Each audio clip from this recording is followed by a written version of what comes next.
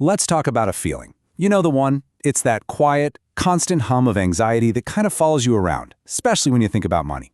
Well, in this explainer, we're going to dig into a really powerful idea about why that feeling is so persistent and what the actual path out of it really looks like. It starts the second you wake up, doesn't it? Before your first cup of coffee, maybe even before the sun is fully up.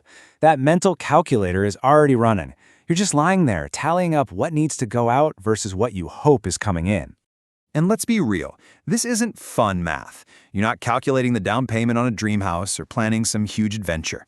Nope, this is survival math. This is all defense. It's all this mental energy you're spending just trying to stay afloat. So what do we do with that feeling? We grab our phones, we start scrolling, and boom, we're hit with this highlight reel of everyone else just seemingly winning. It looks so easy for them, right?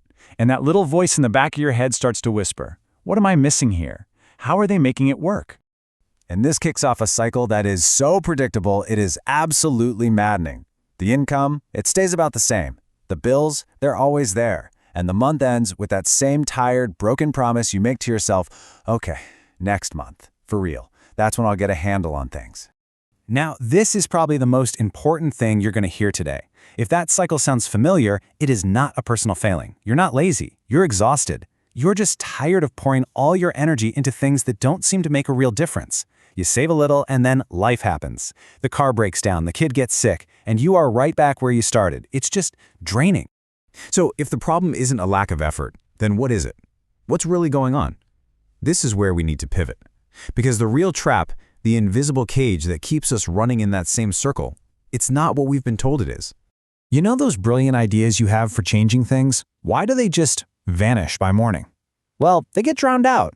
Comfort is loud. It's yelling at you to just stay on the couch. Distraction keeps you feeling productive by scrolling or organizing, but you're not actually moving forward. Your routine feels safe, even if it's a safe path to nowhere new. And the ultimate dream killer, tomorrow, is always there, offering the perfect excuse to do nothing today. Okay, lean in for this one. Here's the first big myth we've got to bust. The fundamental problem is not a lack of money. I mean, think about it. Getting more money often just means we make the same mistakes on a larger scale. It's like putting a bandage on a problem that needs stitches. And just as important, this is not about a lack of intelligence. You are absolutely smart enough to solve this. In fact, you've probably already come up with a dozen brilliant ideas that would actually work. You know what you should be doing. So if it isn't money and it isn't brain power, what's left? It's this. It all comes down to this one single word: delay. That is the trap. It's that tiny, invisible space between knowing what to do and actually doing it.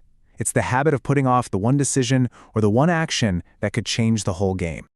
So if delay is the prison, how do we pick the lock? Well, it all starts with a huge shift in how you think. It's about learning to issue yourself a new, way more powerful command. In this slide right here illustrates that shift perfectly. Most of us, we walk around asking that old question, what can I afford? It's a passive question, right? It frames money as something to get rid of. But the new question, the power question, is, what does this give me control over? You see the difference? That reframes money as a tool, an army that you command to buy back your time and your freedom. And here's the secret of people who really break free from this. They don't sit around waiting to feel motivated. Come on, let's face it, motivation is fickle. It comes and it goes. Instead, they make a decision about their identity. They decide with total conviction, I am the kind of person who is in control of their life. And then their actions just naturally fall in line with that new identity. This idea of a new identity leads us to a word that, well, most of us have a pretty complicated relationship with, and that word is discipline. We hear it and we think of punishment, restriction, all the things we can't do, but we have got to redefine it. So the crucial point is this.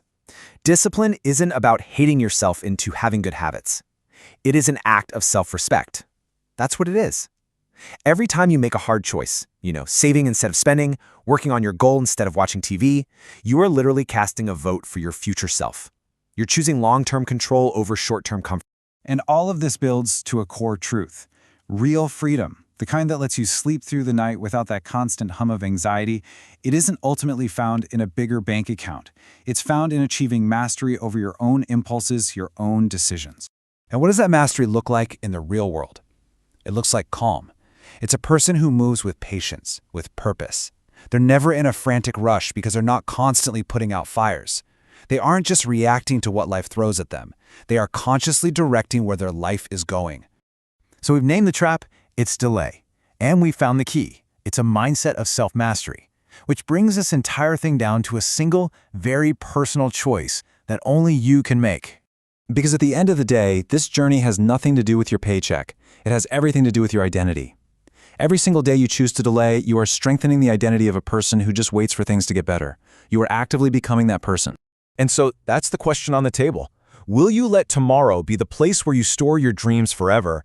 Or are you going to make a different choice? Will you decide right now who you are going to be starting today?